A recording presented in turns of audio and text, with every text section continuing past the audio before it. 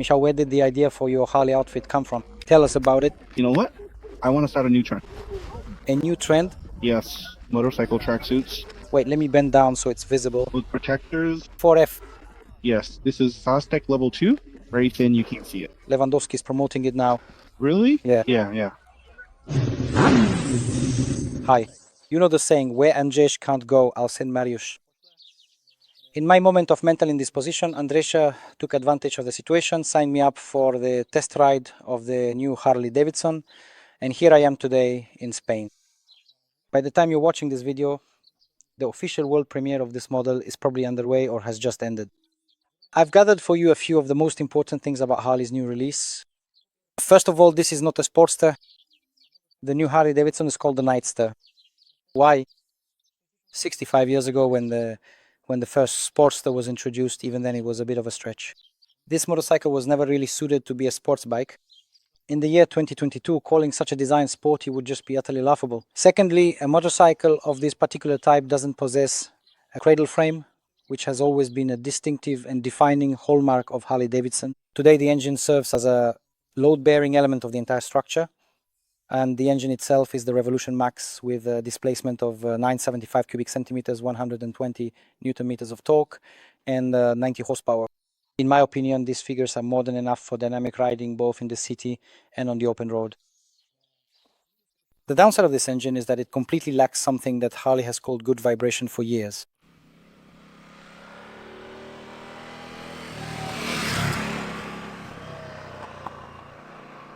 Some people have said that is what truly makes a Harley come alive. Others have simply called it the Harley's unique character. Unfortunately, that essential quality is noticeably missing here. This engine is completely smoothed out. It runs like a Japanese bike. It doesn't have much low-end torque, but in the upper range, above 5,000, it rides really nicely.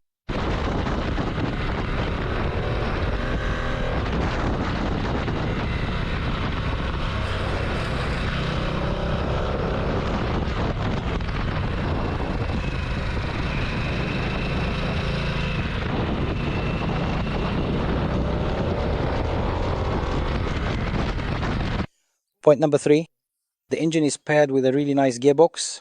You can shift up and down without using the clutch. However, there is one downside. The gear ratios are very long, which most of the journalists who rode with me today mentioned. I think this is because the motorcycle simply needs to be flexible and suited to different types of riders. Point number 4, something Harley has been criticized for over the years, they don't brake. This one does. It has a single disc, a single Brembo caliper, Brembo master cylinder, it works. These are not the dull brakes we know from previous Harley models. Here you can really feel the braking point, and it actually brakes the way it should.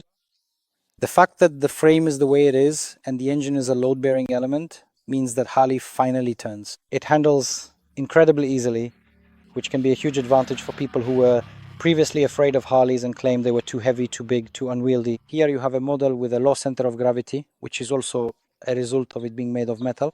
This is not a fuel tank, it's just an airbox. Here we have a rather inelegant piece of plastic that replaces the filler cap, and the fuel tank is actually, here you can see Aito Jesus getting old down here at the bottom. The center of gravity is lowered. We refuel it by opening the seat.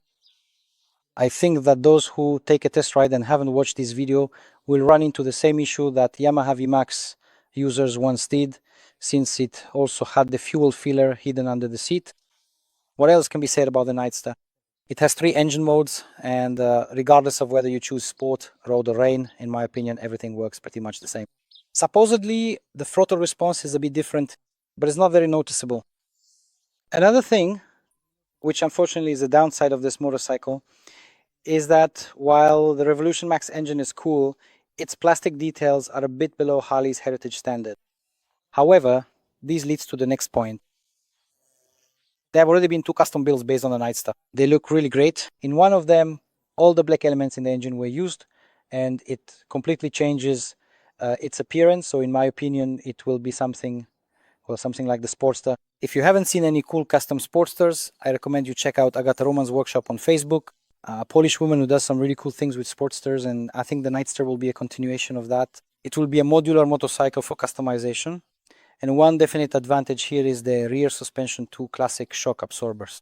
This is something that people criticize the Softails for, since they have a single central rear shock absorber. Here it's a return to the Sportster or Dyna vibe with the 2 shock absorbers. Another thing, a small downside, the engine unfortunately doesn't make any sound at all. The first thing you need to do with it is replace the exhaust system, because it simply lacks that Harley character. Unfortunately, we get a motorcycle that handles, accelerates, and brakes incredibly easily, but at the cost of those Harley emotions we know from other models which have completely disappeared. Is that a good thing or a bad thing? I don't know. If someone has ridden Harleys their whole life, I think the Nightster won't be their first choice. However, for people who have always wanted to ride a Harley but were afraid of the heavy, massive mastodons, this will be the perfect choice, because the motorcycle really handles incredibly easily. Today we rode through twisty, tight corners, as well as on some long stretches, and it's really easy to change direction on this motorcycle. I don't even know what other bike I could compare it to.